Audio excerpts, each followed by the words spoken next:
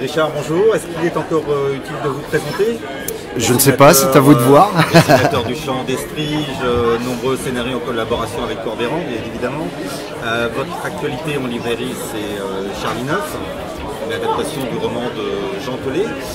Comment et pourquoi vous êtes emparé de ce roman? En fait, moi au départ, je suis très fan des romans de Jean Thollet et surtout de ses romans historiques. En fait, Le Montespan ou Je, François Villon, c'est des romans que j'ai adorés.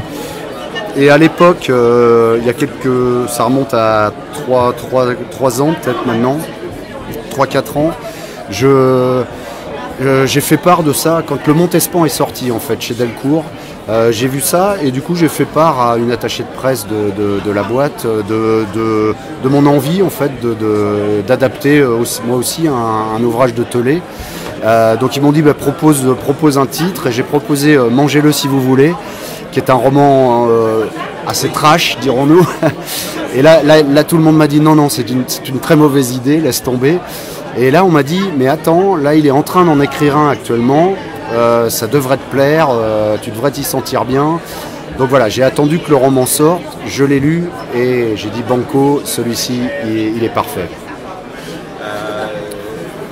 Comme à son habitude dans les adaptations de ses romans en BD, vous a certainement laissé totalement libre dans vos choix. Bon, malgré tout, je pense qu'il a quand même suivi le travail, la progression au fur et à mesure. Est-ce que vous avez réussi à le surprendre, lui apporter éventuellement une vision de ce roman qu'il n'avait pas forcément? J'ai l'impression que oui. Effectivement, il m'a dit d'entrée de jeu, maintenant c'est ton livre, tu en fais ce que tu veux. Et donc il fait ça à chaque fois, visiblement, ce que je trouve très honorable, parce qu'il prend aussi le risque de la déception de sa part, quoi. Et je sais que bon, il a effectivement des avis qui diffèrent sur chacune des adaptations qui a pu être faites, que ce soit en BD ou au théâtre ou au cinéma aussi. Mais en tout cas, il a fait ce choix-là, lui, que je trouve très honorable. Et quand je lui ai envoyé les pages, bien sûr, au fur et à mesure de la réalisation de l'album. À chaque fois, il me passait un petit coup de fil ou il envoyait un petit mail pour me dire « c'est super, je suis très content, hein ». Et à la fin, j'ai eu le sentiment que il était vraiment très très content de cette adaptation et il m'a dit qu'il l'a trouvé vraiment très très bien parce que effectivement j'avais amené un regard un peu décalé sur son bouquin tout en conservant le ton de son roman.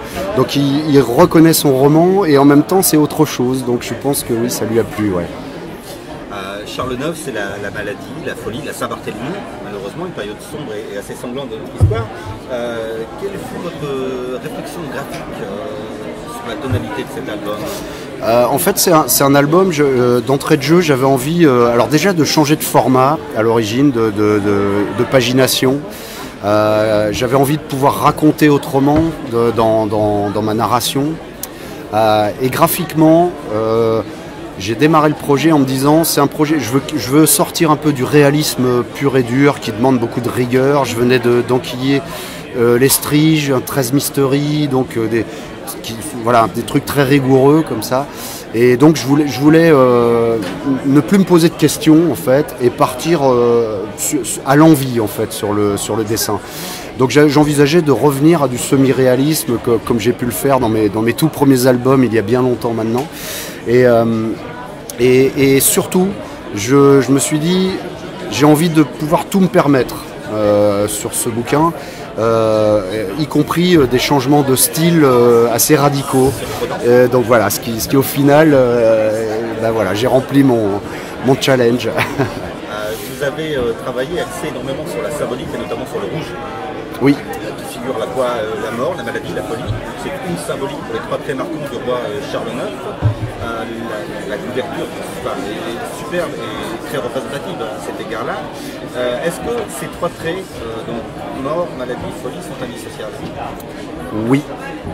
Chez Charlie IX, c'est un excellent résumé de la thématique de Charlie IX. On pourrait le résumer comme ça, c'est un pauvre garçon qui a fait une grosse bêtise en écoutant sa mère et ses conseillers, et puis qu'il le regrette jusqu'à la fin de sa courte existence. Et ce traumatisme de la Saint-Barthélemy, puisqu'il a donné l'ordre, il a accepté de donner l'ordre du massacre, ce traumatisme va le détruire pendant les 2 années qui lui restent à vivre, et donc tout le livre raconte la déliquescence de ce personnage qui va mourir à 24 ans avec le physique d'un vieillard de 60. Quoi. La famille royale, les fils de Catherine, oui, sont quelque peu dégénérés. On a inévitablement l'image du film de Chéreau de toute façon à l'esprit quand on parle de la Saint-Barthélemy. Donc dégénéré ou moins fragile d'esprit. Charles IX, bien évidemment, n'échappe pas à cette règle, et pourtant vous lui apportez une dimension humaine. Comment est-ce que vous avez fait pour trouver cet équilibre? Alors, au départ, j'ai vraiment fait ça à l'instinct. Je voulais qu'il soit... Mon intention au départ était que c'est un personnage qui est pas du tout aimable au départ. C'est un roi qui n'a pas envie d'être roi, qui ne s'intéresse pas à la politique, qui s'intéresse qu'à la chasse et à ses maîtresses. Et donc il laisse sa mère gouverner, sa mère et ses conseillers gouverner, et le reste il s'en fout complètement. Donc a priori c'est pas un personnage très positif, quoi. Un peu falot, voilà, un peu dominé par sa mère aussi. Et au final, je voulais qu'à travers sa lente agonie, je voulais que le lecteur ressente presque physiquement sa dégénérescence physique et souffre avec lui. Je voulais vraiment créer une empathie du lecteur pour ce personnage, et du coup moi-même je me suis énormément mis en empathie avec ce pauvre gars, et voilà, je pense que c'est juste une question d'empathie au final. Est-ce que le roman d'avoir donné son accord pour le massacre de la Saint-Barthélemy a déterminé une partie des actes ou du comportement de Charles IX durant les 2 années qui ont suivi? Oui, je pense que on peut se poser la question de cette folie dans laquelle il sombre lentement, qui au départ est une folie plutôt burlesque dans certaines scènes, et puis qui finit par moments par être absolument macabre et horrible. Cette folie, on peut se poser la question, est-ce qu'à un moment donné il la simule pas, ou est-ce qu'il la provoque pas lui-même pour pouvoir s'enfermer dans un univers de schizophrène et faire l'autruche au final, comme c'est montré dans le bouquin. Effectivement, on peut le voir comme ça, ouais. Pour un premier scénario en solo, vous vous lancez dans un exercice d'adaptation et un genre auquel vous ne vous étiez en fait jamais frotté. Est-ce que c'était un défi personnel? Oui, c'était une vieille envie en fait. Ça fait quelques années que je suis titillé par l'envie alors d'écrire. J'ai co-scénarisé énormément avec tous les collaborateurs avec lesquels j'ai travaillé, qui étaient des très bons copains pour la plupart. Et j'avais envie de faire un bouquin en solo depuis longtemps, mais j'avais jamais réussi à trouver le bon sujet en fait. Et puis j'avais un peu la trouille aussi, je pense. Là, le fait de commencer par une adaptation de roman, il y a un côté rassurant, c'est-à-dire qu'on sait qu'il y a une matière, il y a des fondations qui seront solides, et quoi qu'il arrive, le château de cartes ne risque pas de s'écrouler au moindre coup de vent, quoi. Donc oui, c'était plutôt... je vois ça comme un bouquin de transition, en fait. On a parlé tout à l'heure un petit peu de la dérision, du décalage que vous avez inséré dans un récit qui est malgré tout assez noir, assez de sang, enfin ça se sent. Donc il y a une part de dérision de votre part qui surprend le lecteur.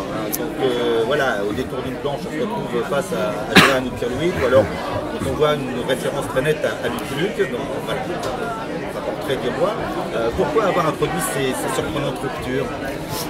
En fait, au départ, le roman, ce qu'il y a d'intéressant dans le roman, c'est le ton de Jean Telet, qui est un mélange assez savant de macabre et de grotesque. Mais dans les romans du fait que on est dans l'écriture, la belle écriture de Telet fait ressortir l'aspect très ironique de ces romans, quoi. L'aspect comique et ironique est au premier rang dans les romans de Telet, et en dehors de ça, c'est assez macabre aussi. Il peut raconter des choses atroces avec un sourire goguenard. J'adore, je voulais retrouver ce ton-là dans la BD, mais j'avais bien conscience que en introduisant l'image, en racontant ce récit avec de l'image, c'était la violence qui allait prendre le pas sur le reste en fait dans la bande dessinée. Donc je me suis dit il faut contrebalancer cet aspect brutal que le lecteur va ressentir dans ce récit, le contrebalancer en exagérant les scènes comiques et donc en les tirant quasiment vers le burlesque, quoi. Donc c'est le cas de la chasse au cerf dans le Louvre par exemple, là on est vraiment dans du comique burlesque, mais je voulais aussi, je me suis permis ces petites citations, ces planches réalisées à la manière d'eux, pour justement perturber le lecteur en fait, le bousculer dans sa lecture. Au départ c'est très simple, Joanne et Pierre-Louis, on est à peu près au tiers du bouquin, et j'avais peur que les anecdotes étant très courtes et s'enchaînant assez rapidement depuis le début du livre, j'avais l'impression qu'il y avait une espèce de monotonie qui s'installait dans le rythme de lecture, et je me suis dit c'est le moment de casser le rythme. Et du coup voilà, j'y suis allé franco avec quelque chose qui peut même vraiment dérouter certains lecteurs, peut-être au point de le faire sortir du récit, mais pour mieux, j'espère, y re-rentrer et repartir un peu comme si on repartait à zéro, quoi, en fait. Voilà, c'est un peu l'idée. Richard, merci beaucoup de nous avoir consacré merci à vous. Du temps. Cette journée est relativement chargée pour vous. Oui. Merci beaucoup et puis bonne fin de festival. Merci à vous. Je suis désolé, hein, je suis un peu laborieux là, dans mes réponses. Là,